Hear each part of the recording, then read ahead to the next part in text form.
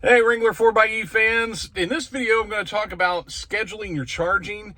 If you're not familiar with scheduled charging, there's probably a couple reasons why you might want to do this, and this has actually been in the news here lately, so it's something good to talk about.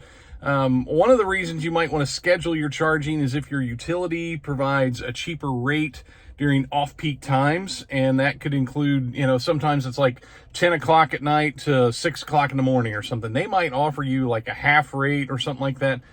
And so that would be a window of time that it would be a lot cheaper to charge your Wrangler 4xE, and you might want to wait until that time. And you don't have to go out in your garage and plug it in at that time. You can actually schedule that time in the Uconnect screen. Another thing that's been in the news here lately, you might have heard in Texas, Tesla was encouraging Tesla owners to charge in off-peak times. And the reason for that is if the grid is, really maxed out and things are running hard, it doesn't make sense to plug in an EV and add to that demand when you can do that at a later time when demand is lower across the state. And so those are a couple examples of when it'd be good to schedule your charging. So let's get into how to do that.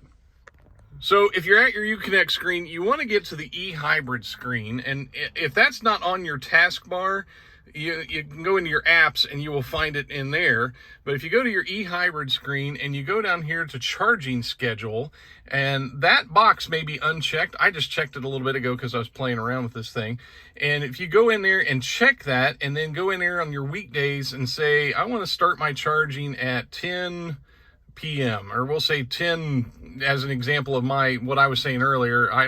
It depends on your utility in your area, what time these windows are, and you may want to cut that off at 4:45 a.m. or something. And of course, the Wrangler 4xE would charge plenty in that window of time if you're using level 2 charging. Now, if you're using level 1 charger, you may want to really look at those windows of time to see, can I get a complete charge in that window? You might have to stretch that out to 9 o'clock and 5 o'clock or whatever, but look at your utility bill, see when your windows of time are, and maximize this opportunity, because it really is a good opportunity if you live in one of those areas that you can benefit from off-peak charging. Now, you also have this little checkbox down here that says charge until full.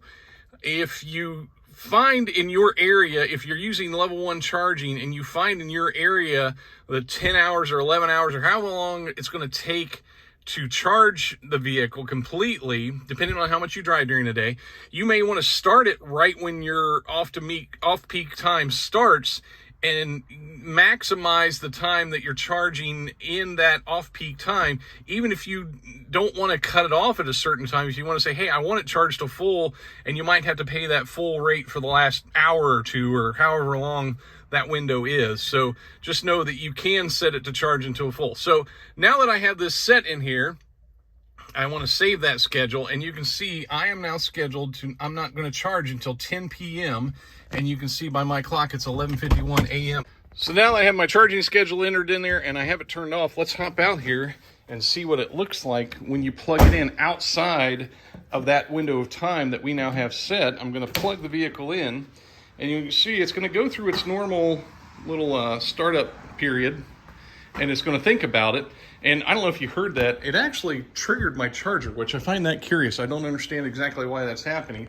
But you can see now I have a blue light flashing on the charge port, and I have this really cool Knight Rider effect going on the charge indicator, telling me that, hey, you're in a scheduled scenario and it's not going to charge until we hit that time. Possible for energy companies to do off-peak billing is smart metering. This just got installed today, actually about 15 minutes ago. The AES Ohio guy came and replaced our meter with a smart meter.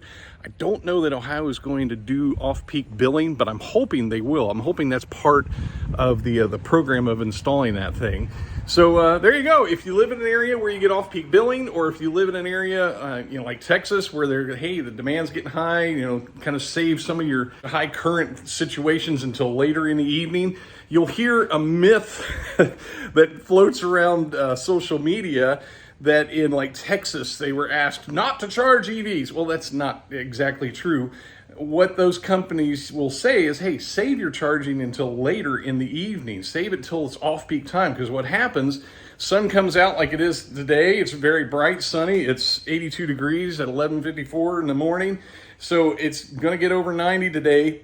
All these air conditionings, all these systems, all these, all over the state, all over the area, all over your region, however big your power company is, demand goes up and they have to increase production to compensate for that. But that's where this comes into play, is in the off-peak time. That's why these companies offer these kind of things. They say, hey, we can get people to shift their consumption, their high consumption, until later in the evening, we'll give them a break to encourage them to do so. So that's where that comes from. That's all grid management kind of stuff. So there you go. Hope that helps somebody. Thanks for watching.